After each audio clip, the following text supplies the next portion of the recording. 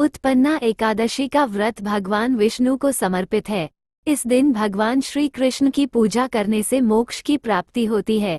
यदि आप इस व्रत को करने की सोच रहे हैं तो उस दिन ये कथा अवश्य पढ़ें।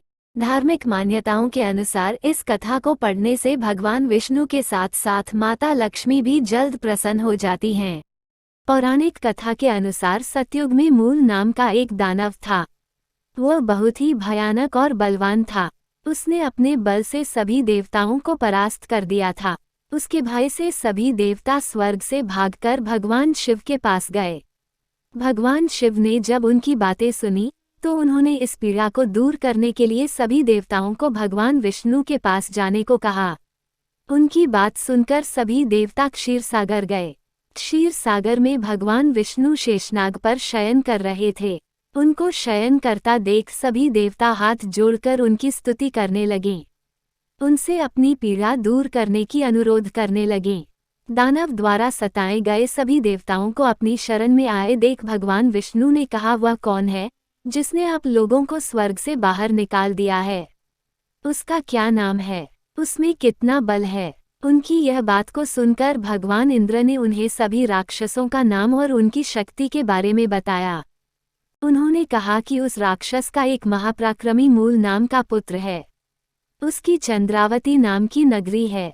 उसी ने अपने पराक्रम से हम लोगों को स्वर्ग से निकालकर बाहर कर दिया है और स्वयं ही स्वर्ग का मालिक बन बैठा है। हे प्रभु, आप उस दुष्ट राक्षस को मारकर हम लोगों की पीड़ा दूर करें। ये सुनकर भगवान विष्णु ने कहा कि मैं उस राक्षस को मारकर आप लोगों की पीड़ा को दूर करूंगा। तब भगवान विष्णु ने देवताओं से कहा कि आप लोग चंद्रावती नगर जाए। उनके इस वचन को सुनकर सभी देवता चंद्रावती नगर की ओर प्रस्थान कर गए। उस समय मूल सेना सहित युद्ध भूमि में गरज रहा था। उसकी भयानक गर्जना को सुनकर सभी देवता चारों दिशाओं में भागने लगे। तब भगवान विष्णु स्वयं रणभूमि में आकर उससे युद्ध करने लगे। ये युद्ध 10,000 वर्ष तक चलता रहा। युद्ध में थक जाने पर भगवान विष्णु बद्रिकाश्रम चले गए। वहाँ हेमावती नामक सुंदर गुफा थी। बता दें, ये गुफा 12 योजन लंबी है। उसका एक ही द्वार है। भगवान विष्णु वहाँ योग निद्रा में चले जाते हैं।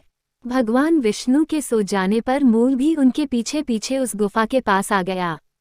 भगवान विष्णु को सोया देखकर उन्हें मारने के लिए आगे बढ़ा। तभी भगवान विष्णु के शरीर से उज्ज्वल कांतिरूप वाली देवी प्रकट हुई और उन्होंने उसको युद्ध करने के लिए ललकारा। मूल जैसे ही देवी की तरफ युद्ध करने के लिए दौड़ा, उसी वक्त देवी ने उसे मौत के घाट उतार दिया। जब भगवान विष्णु योग निद्रा से उठे तब देवी ने उन्हें सारी बातें बता दी। देवी ने कहा कि उनका जन्म एकादशी के दिन हुआ है, इसलिए वो उत्पन्ना एकादशी के नाम से पूजी जाएंगी।